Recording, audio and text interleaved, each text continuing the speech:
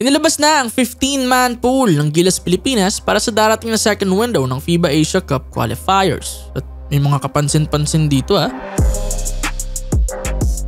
15 players nga ang nasa pool ngayon ng Gilas Pilipinas para sa laban natin kontra New Zealand at Hong Kong. Sa guards, as expected, ang original 4 nito, Dwight Ramos, Chris Newsome, CJ Perez at ang nagbabalik na si Scottie Thompson. Sa wings naman, Calvin Oftana, Kevin Kiambao, Jamie Malonzo, Carl Tamayo at syempre si Justin Brownlee. Then sa bigs, Junmar Fajardo, Japeth Aguilar, Mason Amos, AJ Edu, Kai Soto at ang interesting na addition na si Ange Kwame. Daan na natin maya-maya yan.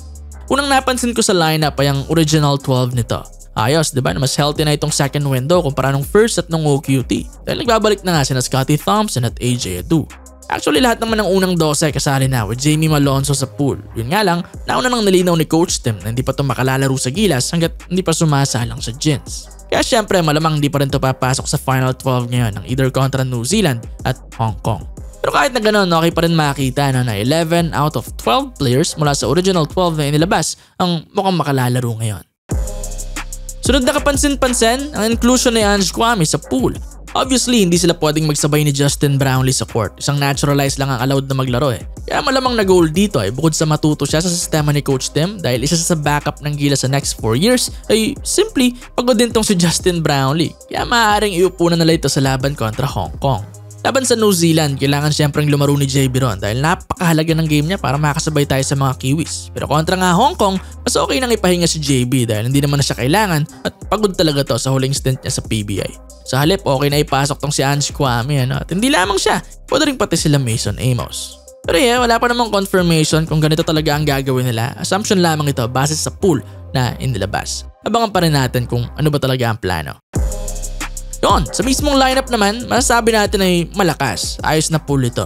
Nandito kasi lahat ng tumalo sa Latvia ng Olympic qualifiers. Tas papasok pa si AJ Edu. Alam naman natin ang capabilities ng 6'10 big na yon. Ang main concern lang talaga rito kontra New Zealand ay kung okay ba si Justin Brownlee. Nakitaan kasi ito, di ba, ng down na performance ng nakaraang PBA Finals. Sana enough ang makuha niyang pahinga bago ang mismong laban dahil crucial ang magiging performance niya para sa chances natin na matalo ang Tall Blacks. Kontra Latvia, nag-drop siya ng 26 points, 9 rebounds, 9 assists. Hindi natin kakayaning talunin sila Bertans kung hindi dahil sa kanya. Kaya ngayong second window, importante na ganung Justin Brownlee rin ang makita natin. The rest ng team na susuporta sa kanya, okay naman Healthy naman lahat bukod kay Jamie. May chemistry na rin sila dahil sila lang naman ang magkakasama sa huling mga tournaments ng Gilas. May Twin Towers na rin this time. Si Abay maaaring gagawa rin yan sa ilalim lalo't hindi naman kalakihan ng Tall Blacks. Isa lang ang 7-footer. Ganun din sa wings at guards. Okay naman. Looking good sina Dwight, Nunu, Perez, Oftana at iba pa. Yung Scottie rin, tandaan 9 assists ang average niya ng first window. Maaaring big din ang comeback niya para sa team. Kaya yun, ready naman the rest ng team, di ba? Sana lang talaga si Justin Brownlee ay maging 100% or kahit close lang doon bago ang laban. Pero kung hindi man, syempre, kailangan mag-step up ng ibang locals natin, sina Soto, Ramos at iba pa, para sa better chance na makapanalo na ang Gilas sa wakas kontra New Zealand Tall Blacks.